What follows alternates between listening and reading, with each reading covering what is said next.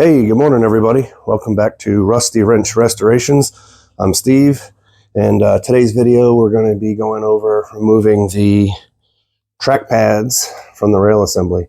Yesterday's video we got the tracks off. Today I got to get the pads off the rails. So yesterday afternoon I was able to go through one of the tracks and get 31 of these pads taken off. I had to cut through 62 half-inch bolts. You can see here I got a whole bucket full of them, but they're not too bad to get through. You know, everybody has their own way of doing things. I've just found, this is my fourth crawler I've restored now, and found that trying to use an impact or, you know, loosening the bolts by hand, usually they're just so rusted and corroded that it's just not even worth it. So I replace all the hardware anyway. So, you know, I just use an angle grinder.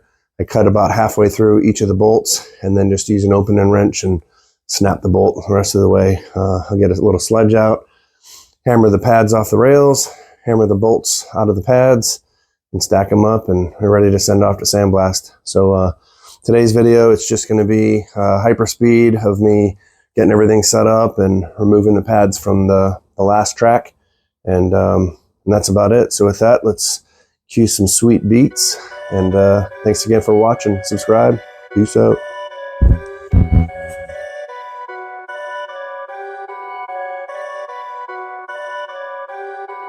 Perfect.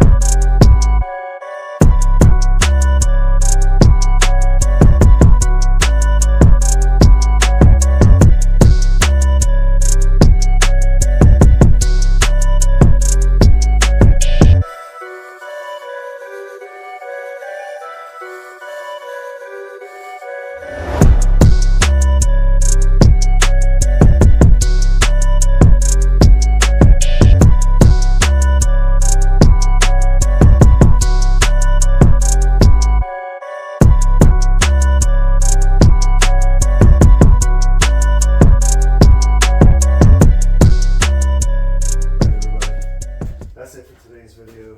I think you get the idea. It's a lot of work that goes into this, right? I mean, but it's worth it. But yeah, it's just tedious. Cut, grind, snap, roll. Make sure you don't pinch fingers, cut off fingers. I mean, there's a lot going on here. But so I'm not going to bore you with watching the rest of this, but I'm going to continue on, finish getting these pads off the rail, and go from there. So hopefully you got something out of this video today, or at least enjoyed the disco beats while I grind and remove parts. So anyway, thanks again for watching. I appreciate it. Have a good week.